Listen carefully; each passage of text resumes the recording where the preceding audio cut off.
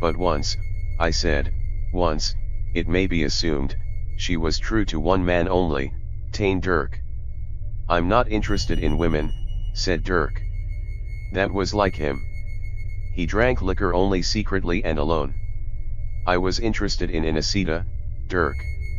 We used to talk together. She talked to you, repeated Dirk. Strange how she died. No trace, no one arrested. Yet she'd had her lovers. Sometimes I think, Dirk, we'll find the beast who killed Inesita. Tane Dirk touched my wrist. His blunt fingers were cold and clammy. Incomprehensible that women had loved his hands. Yet they were artists' hands, and could mold and chisel. Wet clay, his hands.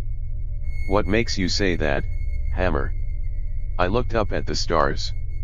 It was a beast who killed Inesita, Dirk. Some vile snake with blood as cold as this lemon ice. Those marks of teeth on her upper arm. Deep in, bringing blood. What madman killed that girl? Mad, I say. Dirk twisted. He wiped his brown forehead, on which sweat glistened in little beads like scales. Too hot a night to talk about such things, Hammer. Let's talk of something else. Tell me about this Bimital. You'll see her soon enough, I said, watching him.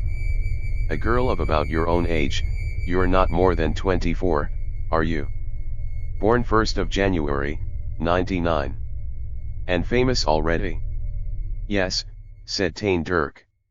I guess you've heard of me. Oh, I've heard lots of you, I said, and saw he didn't like it. You've heard I'm fast with women, eh? Asked Dirk, after a pause. But Inesita. Why do you talk of her? Asked Dirk, irritably. I never knew her. Those marks of teeth on Inesita's arm, 2 sharp canines, sharp and hooked, barely scratching the skin like fangs of a snake, Dirk.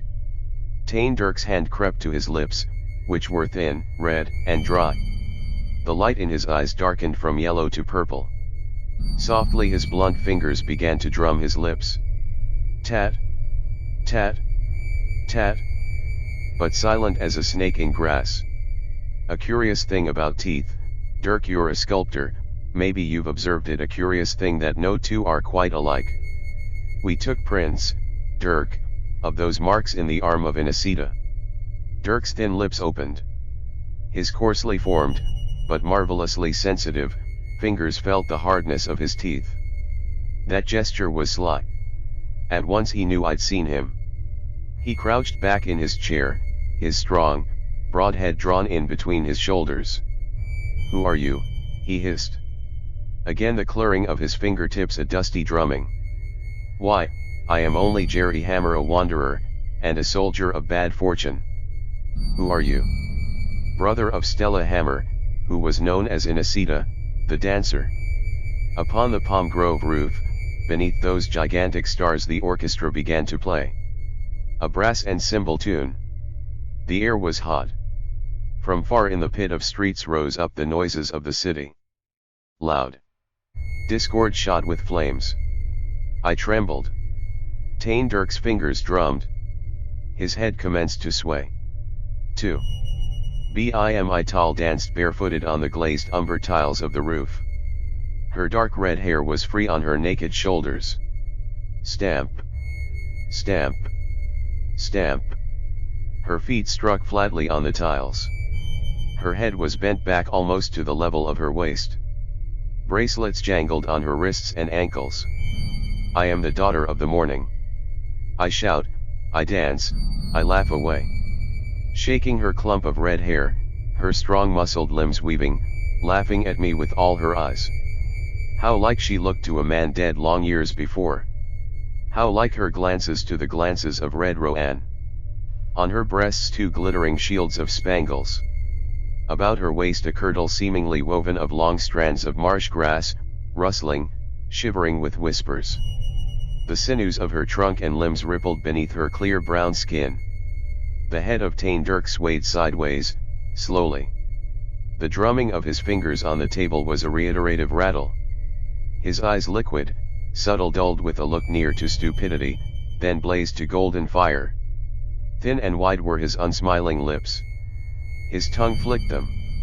Tat, tat, tat. She's a beauty, whispered Dirk. His terrible eyes seemed to call by me Tal as they had called other women. Mesmerism, what was it? Singing, she pranced toward the den of potted palms where we were sitting. Her skirt rustled like the marshes. Wind of summer. Little searchlights, playing colored lights on by me Tal, grew darker. Red and violet deepened to brown and green. Still the hot stars above us. In that artificial paper palm grove, with the silky puffy women and the beefsteak guzzling men looking stupidly, was born the mystery of the great savannas. Dirk's head nodding. Dirk's thin lips slowly opening. Dirk's golden eyes glimmering. Tat, tat, tat. Dirk's steady fingers. The great savannas and the tropic marshes. By me Tal dancing. Stealthily, the music softened from that brass and cymbal tune. It rustled. It crawled. It reared fanged heads. For a little while I did not see by me Tal nor Dirk, but the steamy Everglades. Winter noon. Grass leaves silvered by sea wind, puddles stirring at the roots of the grasses. Silence booming like the loud silence of death. By me Tal was dancing her snake dance. Dirk's lips quivered. The marsh wind makes a little stir, it is the whispering flute. The marsh waters make a little moan, it is the violin. 3. Where was the soul of by me Tal dwelling that tropic winter so many years ago? On her mother's breast, a little bud of love, crooned over with the song of sleep. Or meshed in bleeding poinsettia or rose. Or a soul yet unborn. I close my eyes. The vision does not fade. Florida, the marshlands, winter noon. January's first day, 1899. Where was lovely by me Tal on that stifling day we saw the fanged thing coil, and death struck us there by Okobi? Your eyes, by me Tal, are the laughing eyes of Red Rowan. Now the snake dance. The piccolo screams. Life immortal in your glistening lips, by me Tal, in your deep bosom promise of everlasting fecundity. Passion and power of the earth. Life is immortal. Your laughing eyes, by me Tal, will never dull. Yet I saw Red Rowan die. Beneath the shifting lights, by me Tal leaped and spun, scarcely treading the floor. Her eyes sparkled at me. She did not see Tane Dirk. Stamp. Stamp.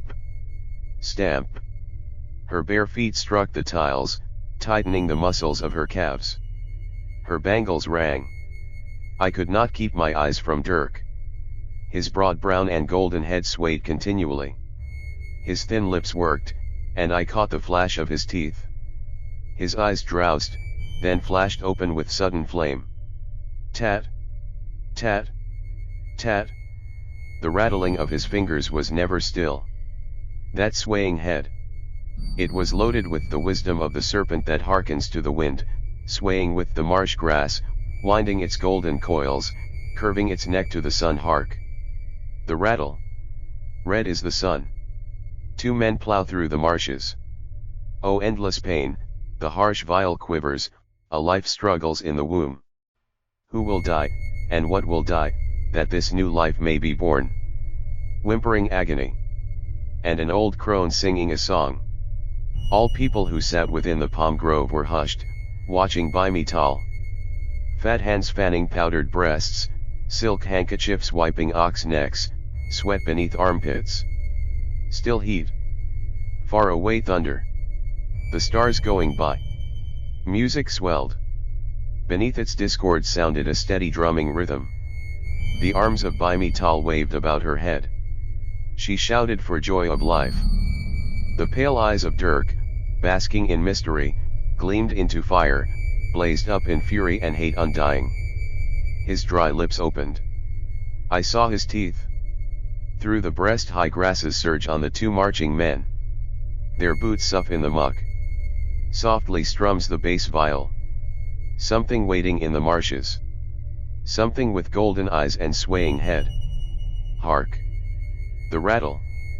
Beware, for death is in the path. Tal was close to Dirk, not seeing him. She laughed and waved her jangling arms at me. Dirk's eyes sparkled with madness, his lips were tightened terribly. Tal was almost over him. His fingers drummed. Louder played the music. Hark! The rattle. Gaily the two men plow through the blade grasses. The coiled thing waits, hate within its eyes. They are nearer. Drums begin to beat. In an avalanche of sound, crashed viol and violin, and stammering drum. Dirk's drawn head lunged upward with his shoulders, his lips opened and lifted. Venomous his look. Deathly his intensity. 4. Strong and young, fresh from the Cuban Wars, Red Rowan and I went north from the Keys through the Everglades of Florida.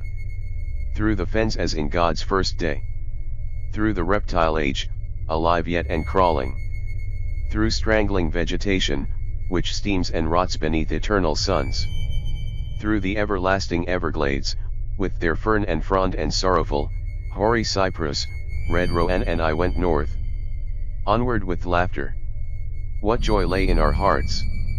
We sang many songs. Fern and flower embracing in fecundity. Grasses thick with sap. Blossoms wilting at a touch. Mire teeming with creeping life. Above all, the gay sun. Beneath all, the coiling serpent eyes and the opened fangs. Hark! The rattle. We sailed lagoons in crazy craft, dreamt on shady shores through sultry noons, shouted to the dead logs on river banks till they took fear, and dived and splashed away. We pitched our tents by black waters. We beat brave trails through the fens. I'd like to stay here forever, said Red Rowan. By what way I go, with what drinks I drink, in what bed I lie down, I remember you who got your prayer, Red Rowan, you who are in the swamp grass and swamp water forever. Beating our way slow and heavily, at high noon, of the New Year's first day in 1899, near Okobe in the marshes, came we to on a hidden hut. It was fashioned of the raff of the slough dead fronds, rotting branches, withered marsh grasses. Its sad grey-green were in the living wilderness like a monument to death. Better the naked swamp. Better the clean quagmire for bed. An old crone, moaning within that dreary hut, drowned out the sharp, short gasps of another woman. Red Rowan came up singing, slapping his deep chest, swinging his muscular arms. Sunlight on his brown face, and sunlight in his red hair. At the hut's door, facing us, lounged a man with yellow eyes. Poor white trash. A gun was in his arm's crook. He spat tobacco juice at the earth. There was loathing, murder venom in his face. Red Rowan faltered back from that stare. He stopped short, and laughter left him. His brave eyes were troubled by that madman's hate. Yellow eyes staring eyes of a rattlesnake. An old Indian crone peered out beneath the crooked elbow of the ruffian in the doorway, she who had been dolorously singing. With a scream, she thrust out her skinny old arm, pointing it at Red Rowan. He dies, she screamed. We want his soul. Another woman, hidden, moaning within the hut, a woman in her travail. New life from the womb, a life must die. I grasped the arm of Red Rowan. Come away. I said, come away from these mad witches. In 3 steps that grey-green hovel was hidden in the cypresses. A dream it seemed. But we could yet hear the old witch woman singing. Something dragged at our heels, and it was not suction of the muck. Toe to heel, Red Rowan paced me, and we sang a song together. A crimson flower, short-stemmed, yellow-hearted, was almost beneath my boot. I stooped, who will not stoop to pick a crimson wildflower? A rattling, like the shaking of peas. A clearing like the drumming of a man's fingertips. Hark! The rattle. A yawning head flashed beneath my hand, striking too low. Heavy as a hard-flung stone, the snake's head struck my ankle, yawning gullet, white-hooked fangs of the deathly rattlesnake. Out of the crimson flower that beast of gold and brown.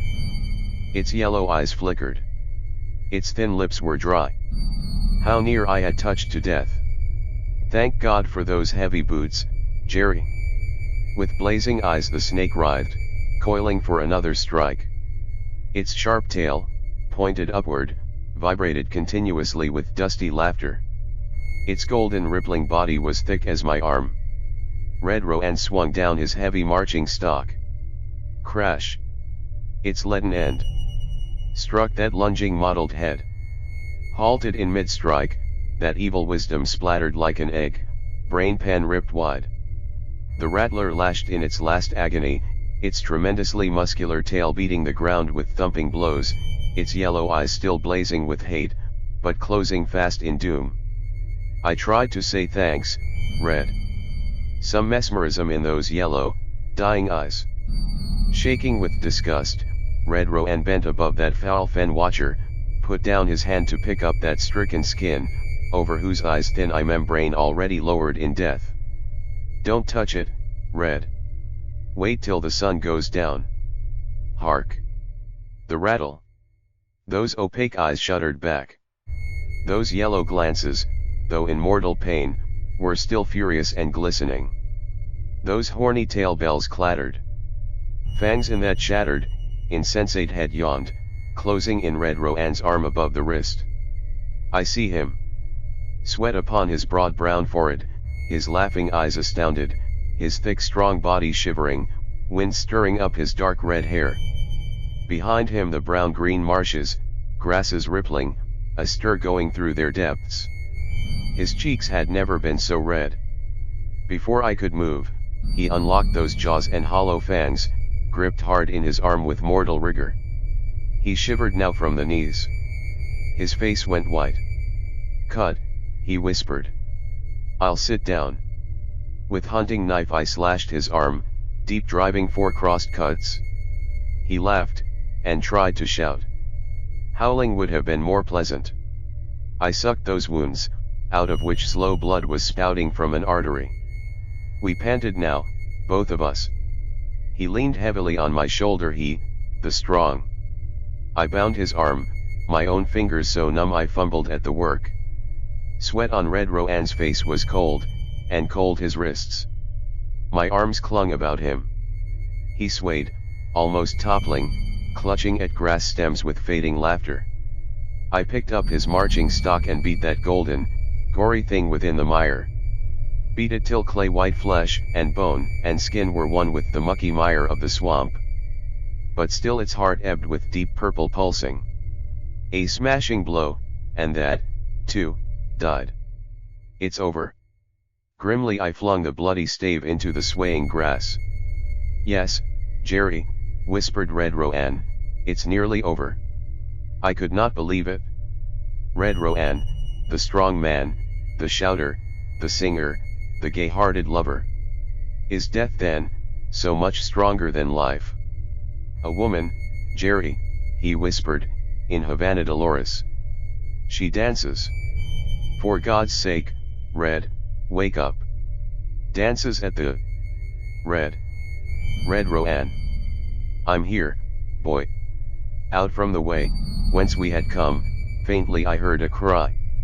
Who wept thus for the soul departing, sang paean for the dead? Was it whined over the stagnant grasses?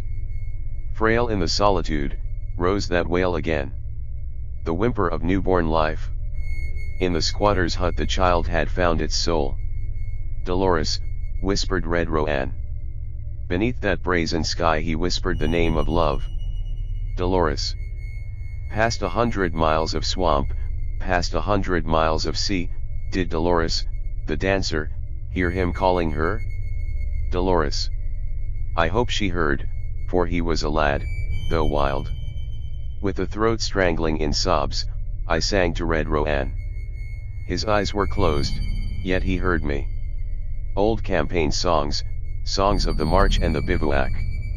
Marchers' tunes. Then he whispered for a lullaby, and, last of all, for a drinking song. V. Bimital had danced up to us by Mital, daughter of Red Rowan and of Dolores, the dancer. She laughed and tossed her dark red hair. Her broad nostrils sucked in the hot night wind. I am the daughter of the morning. I shout, I dance. I laugh away. Follow, lover. Hear my warnings. I, the laugher, do not stay. Stamp. Stamp. Stamp. Her body rippled. She cast her eyes at me. Tane Dirk's head was rising. His thin, dry, red lips opened wide. His golden eyes burned with undying hate. Tat. Tat. Tat. His fingers drummed. In a minute, Jerry, whispered by Mital, not pausing from her dance. Her lovely eyes looked downward, seeing Dirk. She screamed. The music silenced. She struck her arm at him, not knowing what she did.